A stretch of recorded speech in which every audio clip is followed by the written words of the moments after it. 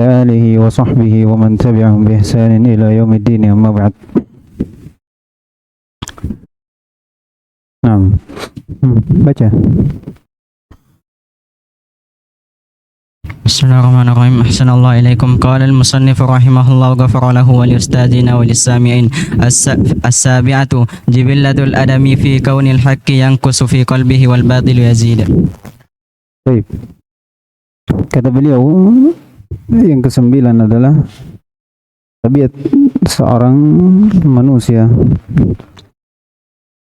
pada keberadaan al-haq itu berkurang pada dirinya, pada hatinya, dan al-batil itu bertambah, kecuali siapa yang Allah Subhanahu wa taala berikan anugerah kepada dirinya untuk di atas kebenaran. Nah, ini dari tabiat manusia. Karena jiwa itu selalu mengajak kepada kejelekan, mengajak kepada kejelekan. Di sini beliau rahimahullah berdalilkan dari hadis bagaimana manusia tertipu dengan bisikan syaitan, yang dimana pada bisikan itu terdapat kebatilan dengan menjadikan orang-orang soleh mereka sebagai sembahan, yang dimana diawali oleh dari orang yang sebelumnya dengan anggapan bahwasanya dilihat dari orang-orang soleh ini akan menambah semangat dari ibadah. Namun setelah itu syaitan membisikkan padanya kebatilan, dianggap bahwasanya orang-orang soleh itu adalah sembahan dari orang yang sebelumnya, maka mereka pun mengikuti dari hal tersebut. Nah, Athaminatu fihi syahidan lima nukila anis salaf anna al-bid'a sababul kufr.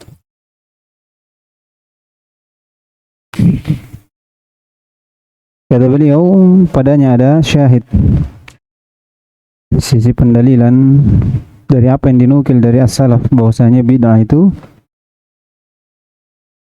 sababul kufur, maksudnya sebab-sebab kekufuran.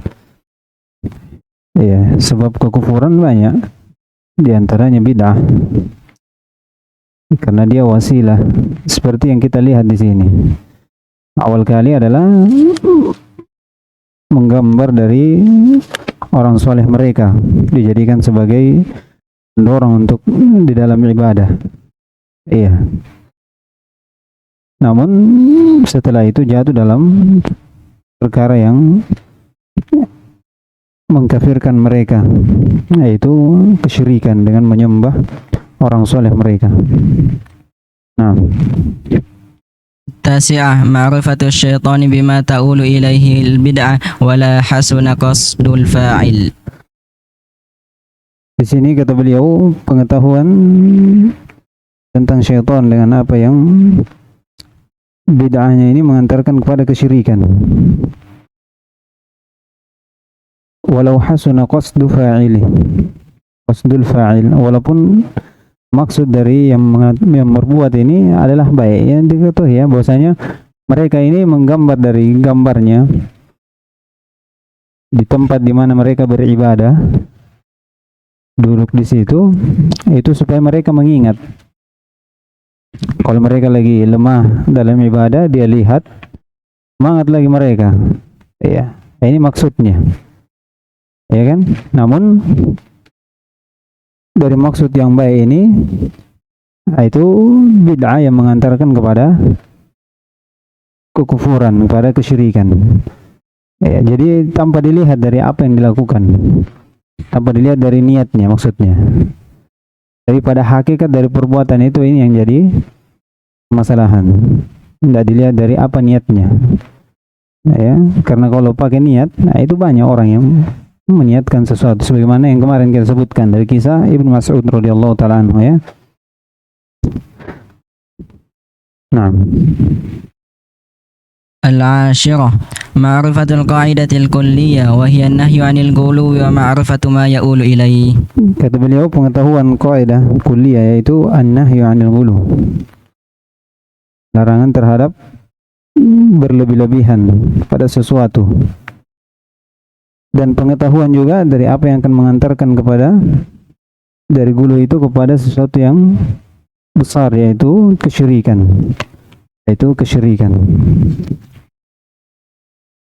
Nah, الهادية عشر مضرة العكوف على القبر لأجل عمل صالح. kata beliau di sini bahaya dari i'tikaf ala kubur atau ala al-qabr li ajli amalin salih. Ini bahaya yang jelas terlihat ya. Itu akan mengantarkan kepada ibadah kepada penghuni kubur itu. Ya, dan bahaya-bahaya yang lain. Bahaya-bahaya yang lain. Nah, الثانية عشرة معرفة النهي عن التماثيل والحكمة في إزالتها. kata beliau pengetahuan dari larangan terhadap gambar dan hikmah pada atau hikmah untuk menghilangkan gambar tersebut. Iya. Karena hikmah dari seorang menghilangkan gambar ini sebagai bentuk penutup dari jalan-jalan kepada kejelekan. Yang paling besarnya adalah kesyirikan. Yang paling besarnya adalah kesyirikan. Nah, ini larangan keras. Jadi jangan seorang beranggapan bahwasanya enggak, ini apa namanya? Kadang orang bergampangan dan ini dalam bab seperti ini ya. Sebagai bentuk kecuali dari hal yang daruri. Maka ini masuk dalam hal kaidah ad-darurat tubihul mahdurat. Apa kaidahnya? Ad-darurat tubihul mahdurat. Ahsan. Kalau ini masuk, tapi kalau dalam tidak ada manfaatnya maka ini larangan keras karena apa yang terjadi setelahnya ini sesuatu yang luar biasa, itu kesyirikan. Nah, الثالثة عشرة معرفة عظم شأن هذه القصة وشدة الحاجة إليها مع الغفلة عنها. kata beliau pengetahuan dari besarnya perkara dari kisah ini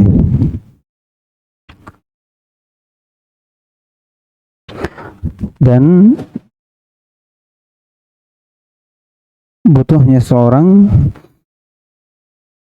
kepada pengetahuan terhadap kisah ini. Bersamaan itu adanya kelalaian darinya. Maksudnya kisah dari kaum Nuh ini, bagaimana sebab mereka jatuh dalam kesyirikan, ya, dengan adanya gulu terhadap orang-orang soleh,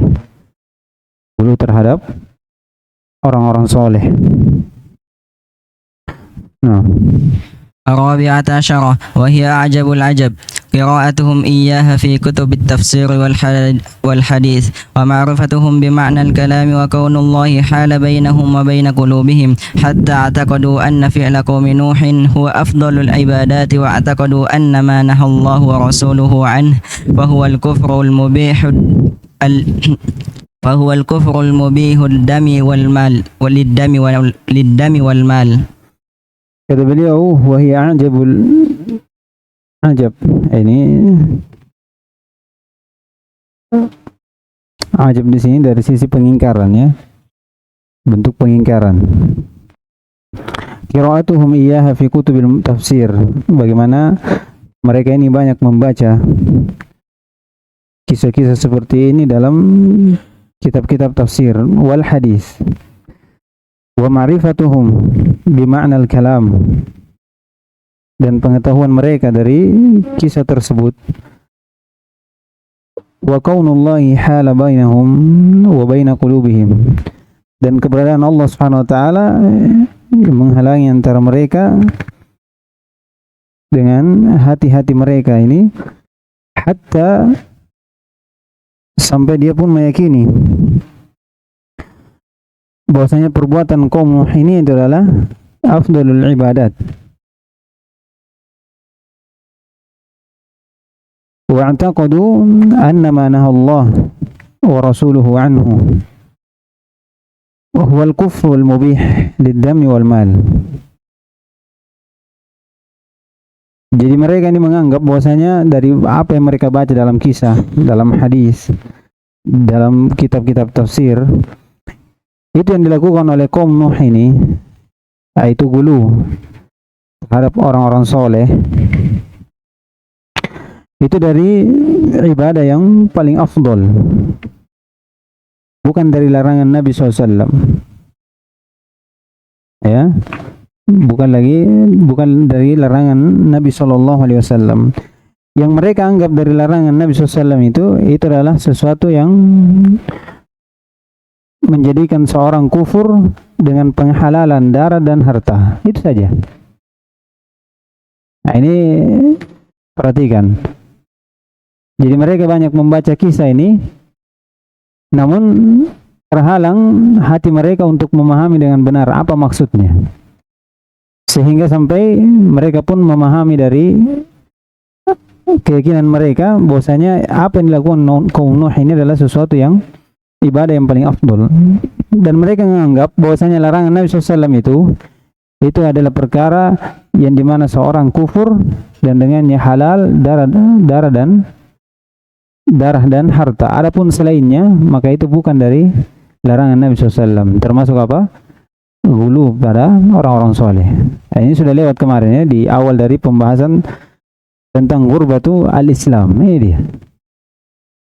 Iya, jelasnya dari hal tersebut bersamaan dengan itu masih banyak yang menganggap bahwa ini adalah sesuatu yang penting karena kecintaan terhadap orang soleh. Jadi mereka tidak bisa membedakan hubbu fillah wa hubbu salihin fillah wa hubbu salihin ma'allah. Tidak bisa membedakan. Hubbu salihin fillah itu cinta kepada orang soleh karena Allah Subhanahu wa taala. Adapun hubbu as-salihin ma'allah, ini bentuk apa? Penyamaan antara orang-orang soleh dengan Allah Subhanahu wa taala. Dari sisi diberikan padanya ibadah, berdoa padanya, sebagian dari hak Allah Subhanahu wa taala dari ibadah yang menjadi khususan Allah Subhanahu wa taala. Nah, الخامسة عشرة التصريح بأنهم لا يريد إلا الشفاعة. Bentuk penegasan bahwasanya tidak ada yang mereka inginkan kecuali syafaat dari orang-orang soleh ini. Ya, dari orang-orang soleh ini sudah lewat di bab syafaat. Syafaatul manfiyah, mereka menganggap bahwasanya orang-orang soleh ini punya syafaat untuk mereka. Punya syafaat untuk mereka. Dari sinilah mereka menyembah orang-orang soleh. Nah, السادسة عشرة ظنهم أن العلماء الذين صوروا الصورة أرادوا ذلك. Kata beliau, sangkaan atau mereka menyangka bahwasanya ulama yang menggambar dari gambar orang soleh ini itu dia menginginkan hal tersebut. Apa itu? Syafaat. Dia menginginkan hal tersebut yaitu syafaat. Ya, ini sudah lewat juga di yang kelima. Iya. Di masalah yang kelima seperti dengan ini.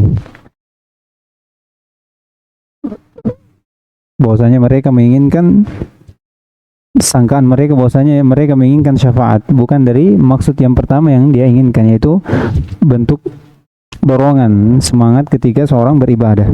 Nah, السابعة عشر البيان العظيم في قوله لا تطروني كما طرت النصارى ابن مريم فصلوات الله وسلامه عليه بلغ البلاغ المبين. Kata beliau, penjelasan yang agung pada ucapan Nabi SAW, la tutruni, yaitu jangan kalian gulu terhadapku pada pujian, mengangkat saya sebagai sembahan, kama atratin nasara ibnu Maryam.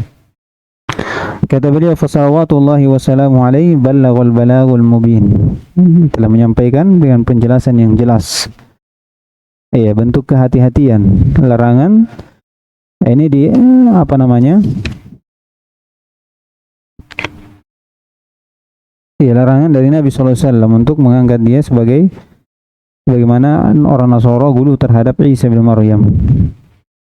Nah, 18 nasihatuhu iyyana bihalakil mutanatti'in. iya. Nasihat Nabi SAW kepada kita tentang apa namanya? Binasanya orang-orang yang takalluf.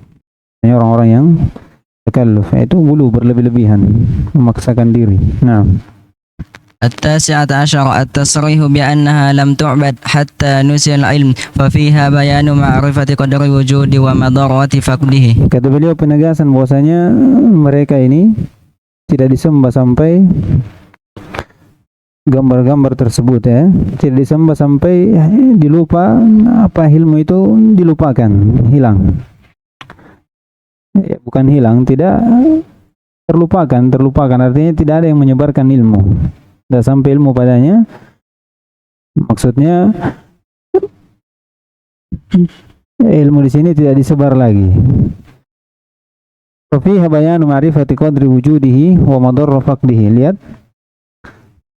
di sini ada penjelasan tentang pengetahuan kadar adanya ilmu ini. Bagaimana pentingnya ilmu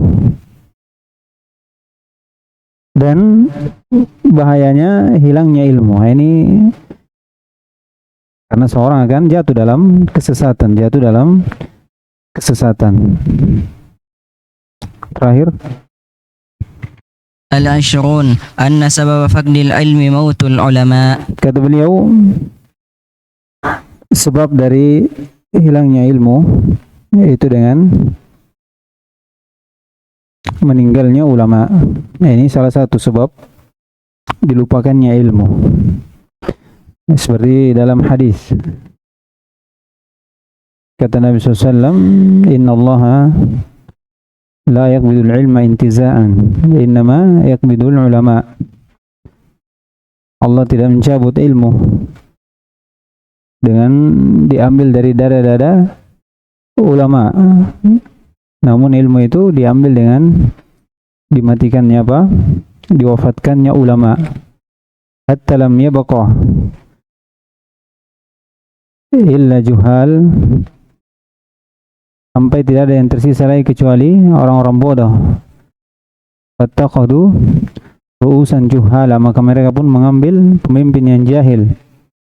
Fa'aftau bighairi ilm, dia pun menyampaikan berfatwa tanpa ilmu. Fadallu wa adallu, maka mereka pun sesat dan menyesatkan.